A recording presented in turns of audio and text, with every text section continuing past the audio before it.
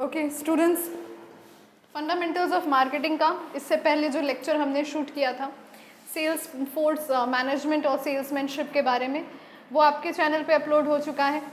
Again I am reminding, playlist में सारे chapters हैं, जो जो हम लोगों ने पढ़ लिया है सारा कुछ है। Make sure to watch it and let's move on to our next chapter, last lecture for today. अगले जो 2 इंपॉर्टेंट लेक्चर्स हैं वो कल मॉर्निंग में शूट होंगे।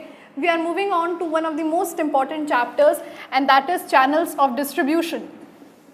Student, channels of distribution chapter important क्यों है ये आप भी समझ सकते हैं, क्योंकि इसमें दिए गए MCQs सबसे ज़्यादा हैं और इसी के साथ ही साथ ये चैप्टर 3 चैप्टर्स में बटा हुआ है, मतलब 3 सबसे बड़े चैप्टर्स इसको बिलोंग करते हैं।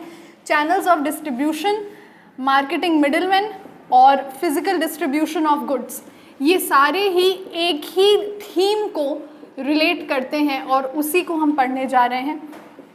So let's start with the channel of distribution. Are we ready? Let's start.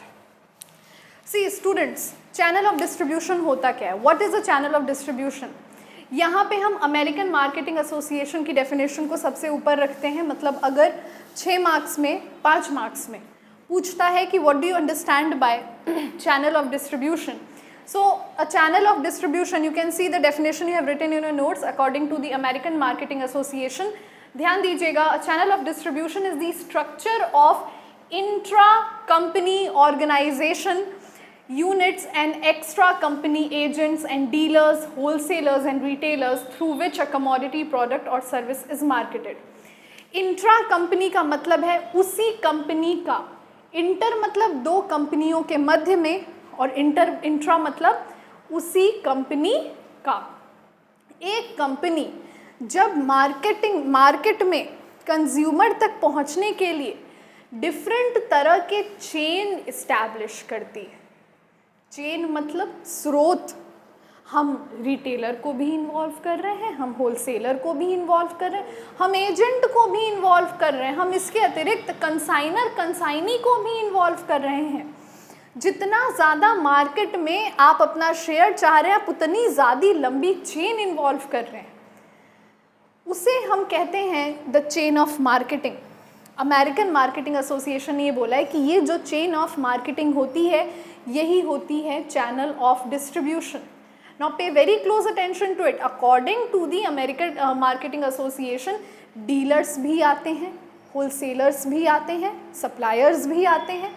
जितने लोग आपके गुड्स को कंज्यूमर तक पहुंचने में इनेबल करते हैं, कमोडिटी के मार्केटिंग में इनेबल करते हैं। अच्छा, कमोडिटी की मार्केटिंग क्या होती है? कमोडिटी की मार्केटिंग का अर्थ ये है कि हमारा वो जो प्रोडक्ट है उसको हमें केवल प्रेजेंट कंज्यूमर हमारा टारगेट नहीं है, आगे आने वाले भविष्य में कौन सा और कंज्यूमर, प्रोस्पेक्टिव कंज्यूमर भी हमारा टारगेट है। एक बात समझो, अगर प्रोस्पेक्टिव कंज्यूमर तुम्हारा टारगेट नहीं रहेगा तो तुम मार्केटिंग नहीं करते, तुम केवल सेल्स ओरिएंटेड काम कर रहे होते कि बस हमको अपना किसी तरह से खर्चा निकालना है। तो बोलो, अमेरिकन मार्केटिंग एसोसिएशन की डेफिनेशन क्लियर है? नेक्स्ट बच्चों आगे बढ़ते हैं। लुक अप योर नोट्स, जो नोट्स आपको कोचिंग से प्रोवाइड हुए हैं। देखिए, अब ज़रा मैं बात करने जा रही हूँ फंक्शंस ऑफ डिस्ट्रीब्यूशन के बारे में। आपने समझ लिया कि चैनल ऑफ डिस्ट्रीब्यूशन क्या है। अब ज़रा बड़ी सिंपल सी बात समझो भाई, फंक्शन ऑफ डिस्ट्रीब्यूशन में सबसे इंपॉर्टेंट चीज़ ये समझो, movement of goods. Movement of goods, grey colour का पैच तुम लोग को नोट्स में मिला था। मूवमेंट ऑफ गुड्स का मतलब ये है कि ये जो हमारे गुड्स हैं, from the place of production they have to be reached to the place of consumption। तो मतलब गुड्स जहाँ प्रोड्यूस होता है और जहाँ कंज्यूम होता है वो 2 अलग जगहें होती हैं कि नहीं होती हैं? तो जो पहला ऑब्जेक्टिव होता है डिस्ट्रीब्यूशन का वो होता है नंबर 1, मूवमेंट ऑफ गुड्स। बच्चा पूछता है कि मैम ये बताएं कि कितने फंक्शंस, किसी भी चीज़ में अगर फंक्शंस हैं, ऑब्जेक्टिव्स है, कि फीचर्स हैं, कितना याद करें कि कवर हो जाए? 5 नंबर का ही थ्योरी पूछता है ना, तो 5 कवर करो और थोड़ी सी डेफिनेशन उस चीज़ की लिख देना। दूसरा ऑब्जेक्टिव है बहुत इंपॉर्टेंट, इंफॉर्मेशन प्रोवाइडर। दिमाग में बैठा लो ये चीज़। स्टूडेंट्स इंफॉर्मेशन प्रोवाइडर इस वजह से क्योंकि हमारा जो कंज्यूमर है वो मैन्युफैक्चरर से बहुत दूर है, पर अगर मैन्युफैक्चरर कंज्यूमर के अकॉर्डिंग गुड्स को नहीं बनाएगा तो क्या कंज्यूमर खरीदेगा? नहीं। तो मतलब मैन्युफैक्चरर के पास कंज्यूमर की सही इंफॉर्मेशन पहुंचनी चाहिए और ये प्रोवाइड कराता है उसको रिटेलर, और रिटेलर की इंफॉर्मेशन प्रोवाइड कराता है होलसेलर। तो मार्केटिंग इंफॉर्मेशन एक बहुत अहम पॉइंट बन जाता है। कोई गुड्स मार्केट में कितना बिकने में सक्षम है, कितना नहीं। तुमने एडवर्टाइजिंग कराई, बड़े बड़े स्टार से एडवर्टाइजिंग कराई, पहले तो लोगों ने उस एड के चक्कर में तुम्हारे गुड्स खरीदे, पर जब गुड्स खरीदा उनके स्किन पे वो गुड्स रिएक्ट कर गई, फिर कोई नहीं खरीदेगा। तुम कितने भी महंगे ऐड कराओ, तुम सोचते रह जाना कि हमें इतने लॉसेस हो क्यों रहे हैं। जब तक तुम्हारे पास मार्केट का एक रेलिवेंट बंदा नहीं होगा जो बोलेगा सर आपके गुड से कस्टमर्स को स्किन प्रॉब्लम हो रही है, तब तक तुम्हें पता नहीं चल पाएगा। तीसरा इम्पॉर्टेंट पॉइंट है नेगोशिएशन। स्टूडेंट्स, नेगोशिएशन कैसे पॉसिबल है? देखो, नेगोशिएशन ऐसे पॉसिबल है, कई बार हम मार्केट में आते हैं तो कई कंपनियां ऐसी होती हैं जो ये मान के चलती हैं जो ये मान के चलती हैं कि हम अगर नेगोशिएट कर पाएँ मार्केट में, मतलब मान के चलो हाइलाइटर की बात करते हैं, ये जो स्टूडेंट्स हाइलाइटर होता है, ये इस वक्त मार्केट में एक टाइम था 20 का था, आज जो अभी लेटेस्ट में कुछ बड़े बड़े ब्रांड्स इसको 25 का कर दिए हैं। हम भी आए मार्केट में हाइलाइटर लेके, तो एक बात समझ लो, हम एक नए ब्रांड हैं, अगर हम 25 से 5 रुपये भी अधिक बेचते हैं, बहुत कम चांस है कि हम मार्केट पकड़ पाएंगे। एक नए ब्रांड के लिए सुरक्षित शुरुआत ये होती है कि या तो तुम एग्जिस्टेंट रेट पे बेचो, या सबसे तो बेटर ये है तुम थोड़ा रेट कम कर दो। जब तुम उतना मार्केट शेयर पकड़ लेना और कंज्यूमर को तुम्हारी क्वालिटी इतनी अच्छी लगे कि उसको आदत लग जाए, तब you can move on with higher prices. बात समझ में आई? तो अगर तुम हाइलाइटर के मार्केट में एंटर कर रहे हो और जैसे कि मेरी इन्फॉर्मेशन अगर सही है, कुछ ब्रांड्स ने 25 कर दिया है, तो तुम कोशिश करो 23, 22, 20, वो तुम्हें कैप्चर करने में मदद करेगा। ठीक है? Okay, the fourth point is, as I said, 5 point आपको सब में जाना है। Contacting customers. स्टूडेंट्स, हमारे गोरखपुर में अब काफ़ी शॉपिंग मॉल्स खुल चुके हैं, और ये शॉपिंग मॉल्स की एक बड़ी इरिटेटिंग वाली आदत है, आप उनके पास से अगर नॉर्मल सी चॉकलेट भी लेते हो 20 रुपये की, 50 रुपये की, तुरंत बोलेंगे फ़ोन नंबर बताइए, बोलते हैं ना। ये ऐसा क्यों होता है कि ये जो शॉपिंग आउटलेट होते हैं, ये अपने हर ऑफ़र की, अपने हर स्कीम की जानकारी आप तक पहुंचाना चाहते हैं। ये सेकेंडरी रीज़न है। प्राइमरी रीज़न ये होता है कि वो जो उनके डीलर्स और सप्लायर्स होते हैं, वो जिनका कंसाइनमेंट लेके बैठे होते हैं, उन तक ये बात पहुंचाना कि ये जो नंबर्स होते हैं वो किसी रीजन को बिलोंग करते हैं ना, तो वो इस बात का एविडेंस बन के सामने आते हैं कि हाँ, मान लो अगर हम बात करते हैं रिलायंस ट्रेंड्स की, गोरखपुर, कानपुर, लखनऊ 3 जगह पे है। मान लो अगर सबसे ज़्यादा नंबर जो मेन रिलायंस ट्रेंड्स के ओनर हैं उनके पास गोरखपुर के बंदों के एज अ कस्टमर रजिस्टर होते हैं, तो ये बात साबित हो जाती है कि इस गोरखपुर का जो ट्रेंड्स है बहुत अच्छा बिजनेस कर रहा है, तो उनको वो कमीशन और वो ब्रोकरेज भी प्राप्त होता है। और फिफ्थ और अंतिम और बहुत इम्पॉर्टेंट है, स्टोरिंग एंड डिस्ट्रीब्यूटिंग प्रोडक्ट्स। इसका अर्थ ये है स्टूडेंट्स, ज़रूरी नहीं है कि जो गुड्स आज बनकर रेडी हो गए वो इसी सीज़न में कंज्यूम हो जाएं। अभी जून की गर्मी पड़ रही है, फ़िलहाल हमारे यहाँ टेम्परेचर करेक्ट 38 डिग्री हो रखा है। अब क्या इस टेम्परेचर में कोई हुडी, स्वेटशर्ट पहनेगा, कोट? मैंने mine is not that one, ये ब्लेज़र नहीं है, इट्स अ फॉर्मल कोट, वो कोई नहीं पहनेगा। ठीक है? क्या प्रोडक्शन बंद होगी बड़े बड़े कंपनियों की जो वूलेंस में डील करते होंगे? नहीं। पर स्टूडेंट्स ये बताओ, अगर वो प्रोड्यूस कर रहे हैं गुड्स, स्टोर कर रहे हैं गुड्स, अगर वो ठीक से स्टोर ना करें तो क्या दिसंबर जनवरी आने तक उनके प्रोडक्ट ख़राब नहीं हो जाएंगे? डेफिनेटली हो जाएंगे। और वूलेंस तो और जल्दी ख़राब होते हैं, उनके रेशे ही निकलने लगते हैं पहले, आप कितना भी महंगा वूलन ले लो। तो यहाँ पे हाँ मे बी जितने भी चूहे मच्छर मक्खी भी काट लेंगे, मच्छर मक्खी नहीं काट सकते। Means there is a vulnerability of damage to goods if they are not consumed right now. Open the door, there's a student out there. तो यहाँ पे गुड्स को स्टोर करने के साथ साथ ये चीज़ ध्यान देनी पड़ती है कि जब तक गुड्स कंज्यूमर को डिस्ट्रीब्यूट नहीं हो जाते हैं या कंज्यूमर द्वारा कंज्यूम नहीं हो जाती, you can sit over there, तब तक वो गुड्स की हालत कंज्यूमेबल रहे। समझ में आई बात? ये 5 थे आपके सबसे इंपॉर्टेंट फिजिकल डिस्ट्रीब्यूशन के functions. You can note them down. Moving on to our next topic.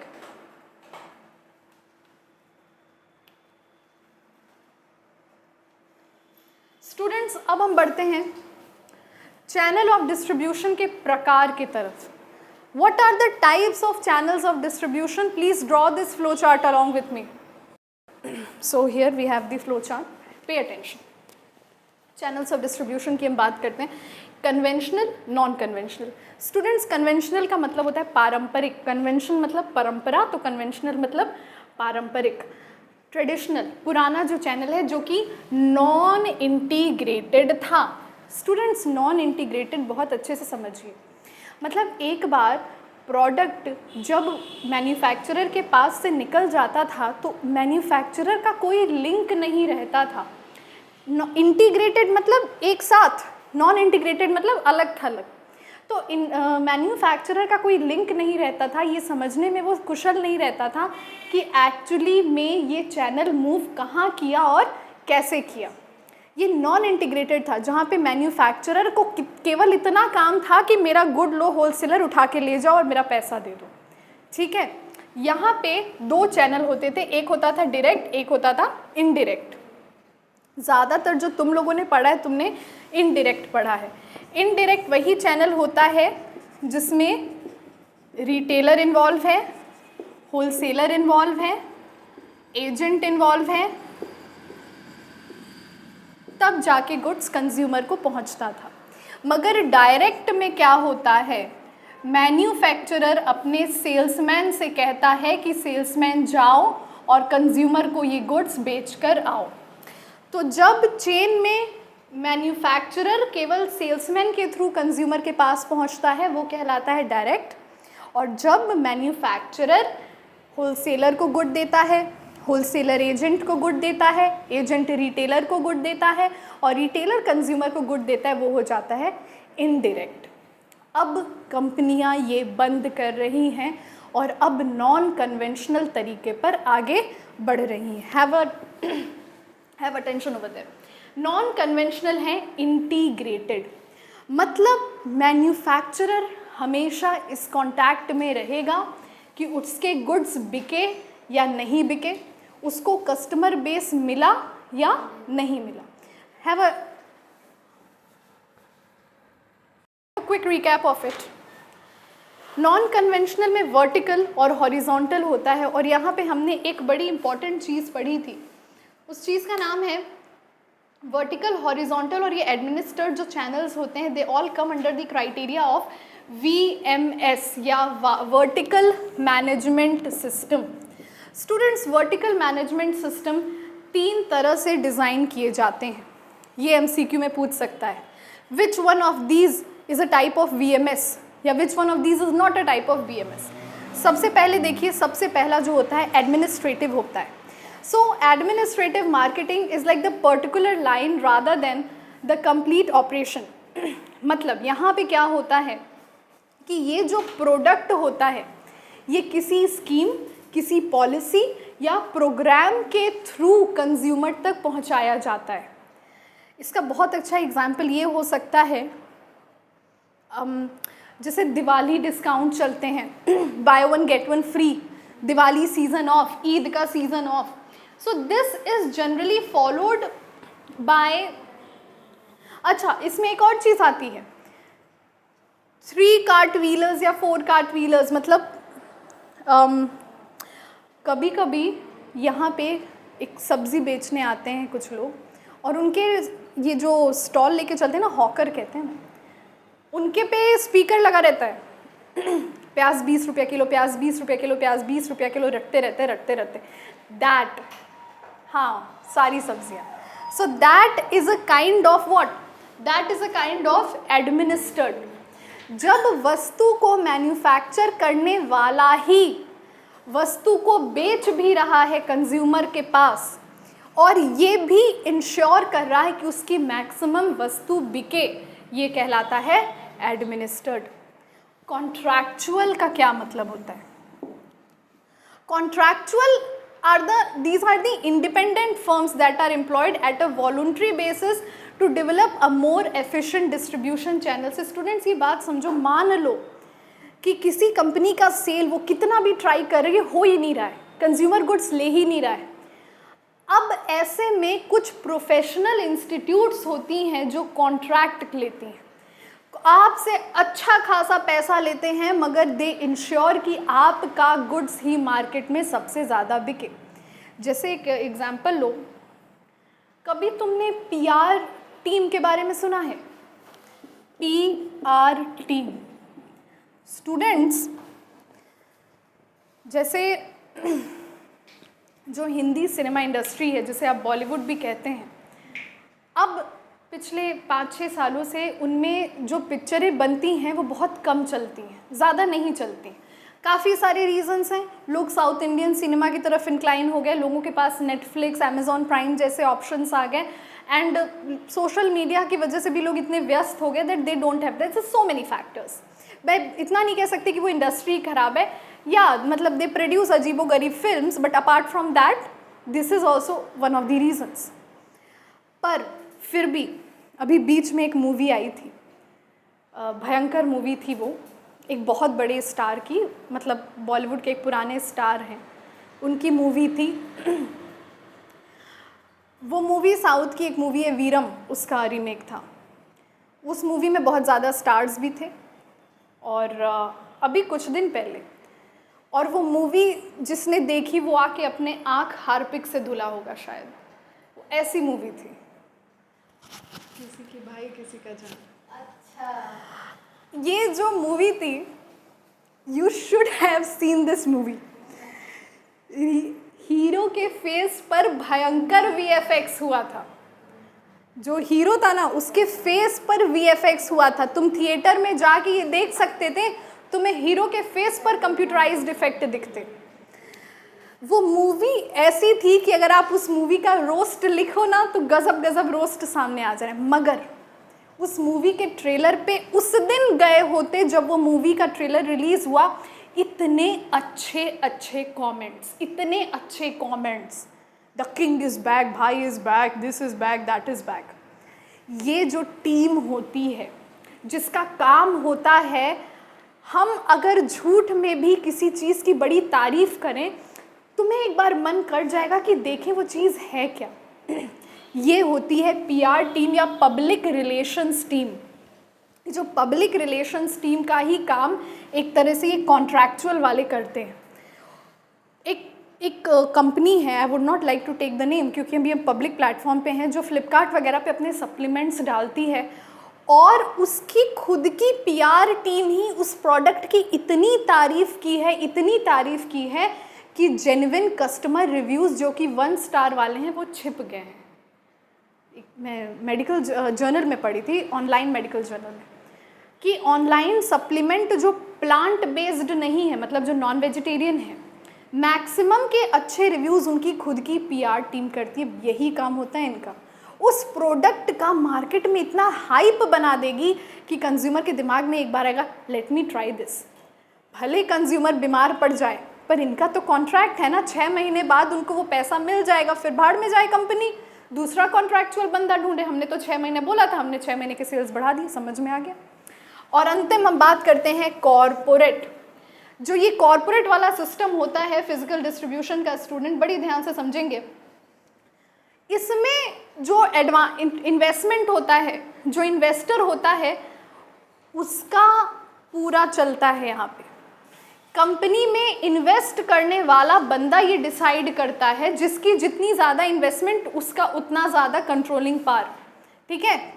तो वो पर्सन ये डिसाइड करता है कि कंपनी कौन से चैनल के थ्रू काम करेगी, या हो सकता है इन्वेस्ट करने वाला बंदा ही चैनल प्रोवाइड कर रहा हो। तो ये डिसीजन कॉरपोरेट वर्ल्ड में इन्वेस्टर्स पे निर्भर करता है, और जनरली हम यहाँ पे सर्विस गिविंग एंटिटीज़ की बात करते हैं, ना कि गुड्स की। अंतिम बात करते हैं जो हॉरिजॉन्टल डिस्ट्रीब्यूशन चैनल होता है। स्टूडेंट्स, हॉरिजॉन्टल डिस्ट्रीब्यूशन जो चैनल होता है आपका, इसमें क्या होती है कि कंपनी, एसीसी सीमेंट का नाम सुना है, एसोसिएटेड सीमेंट कंपनी उनका पूरा नाम है। ये जो एसीसी सीमेंट है ये हिंदुस्तान यूनिलीवर का प्रोडक्ट है, और ये बात समझ लीजिए हिंदुस्तान यूनिलीवर इंडिया की कंपनी नहीं है, यूनिलीवर कंपनी है। वो जब हिंदुस्तान में खोलती है तो हिंदुस्तान यूनिलीवर, नेपाल में खोलेगी नेपाल यूनिलीवर, कनाडा में खोलेगी कनाडा यूनिलीवर। तो जब कोई कंपनी, एसीसी सीमेंट जो है हिंदुस्तान यूनिलीवर का प्रोडक्ट है, ये जब कोई कंपनी किसी और कंपनी के साथ ज्वाइन हो जाती है, किसी बड़ी कंपनी के साथ, जैसे मान लो सीमेंट तो बहुत है, अल्ट्राटेक है, एसीसी है, अंबुजा सीमेंट है जो बहुत फेमस नेम्स है। एसीसी सीमेंट को अपना सेल बहुत बढ़ाना है, मार्केट में ग्रो करना है, तो वो एक ऐसी कंपनी को अपने शेयर्स बेच देगी, अच्छे खासे शेयर्स, कंट्रोलिंग पावर बेच देगी, मगर बोलेगी कि हमारा सेल कराओ। एसीसी कंपनी इंडियन कंपनी है, बट उसने अपनी कोलैबोरेशन कर रखी है हिंदुस्तान यूनिलीवर के साथ, तो एडवर्टीजमेंट से लेकर प्रॉफिट तक सारा कौन देखता है? हिंदुस्तान यूनिलीवर। अपना कमीशन भी लेते हैं और उसमें कंट्रोलिंग पावर भी रखते हैं। Is that okay? जल्दी से आगे बढ़ते हैं स्टूडेंट्स, बहुत करीब हैं हम इस पूरे टॉपिक को ख़त्म करने के। जो हमारा अंतिम चैप्टर है, सॉरी इसके बाद वाला चैप्टर है टाइप्स ऑफ मिडिलमैन। आपके नोट्स में एक चार्ट बना होगा, टर्न इट, स्टॉप देयर। ये चार्ट आपको दिख रहा है, बस वो एक चार्ट है जो हम डिस्कस करेंगे, और ये टॉपिक, ये चैप्टर भी कंप्लीट हो जाएगा। स्टूडेंट्स, ये जो आपको चार्ट दिख रहा होगा टाइप्स ऑफ मिडिलमैन का, उस चार्ट में देखिए मर्चेंट मिडिलमैन है और फंडामेंटल मिडिलमैन है। इसको समझ लीजिए। मर्चेंट मिडिलमैन और फंडामेंटल मिडिलमैन में ये फ़र्क होता है। मर्चेंट मिडिलमैन, यूँ मान के चलो ना कि जो हम लोग मार्केट में देख रहे हैं, होलसेलर है, रिटेलर है, कोई छोटा रिटेलर है, कोई बड़ा रिटेलर है। इधर जो शॉप है सुपर बाज़ार, वो बड़े रिटेलर्स हैं, इधर जो छोटी छोटी शॉप्स हैं वो छोटे रिटेलर्स हैं, but ultimately they are retailers. और हम जब फंडामेंटल मार्केटियर्स की बात करते हैं, ये प्रोडक्ट्स में डील नहीं करते हैं, ये सर्विसेज में डील करते हैं। इंश्योरेंस का एजेंट, आपके घर को बनवाने वाला कॉन्ट्रैक्टर, आपके शेयर में डील करने वाला ब्रोकर, ये क्या कहलाते हैं? Fundamental agent. मतलब एजेंट होना ही इनका काम है, और ज़रूरी नहीं है ये एक ही पर्सन के साथ बिजनेस करें। होलसेलर रिटेलर का तो ऐसा रिश्ता होता है कि एक होलसेलर एक मैन्युफैक्चरर का बन जाता है तो बन जाता है, 10 साल 20 साल वो उसके साथ बिजनेस करता है। पर ब्रोकर्स का कुछ नहीं, कल को तुम अपने शेयर होल्डर को प्रॉफिट नहीं करा पा रहे हो, वो शेयर होल्डर तुम्हें छोड़ देगा, दूसरे ब्रोकर के पास पहुंच जाएगा। घर बेचने वाले ब्रोकर्स होते हैं, कॉन्ट्रैक्टर्स होते हैं।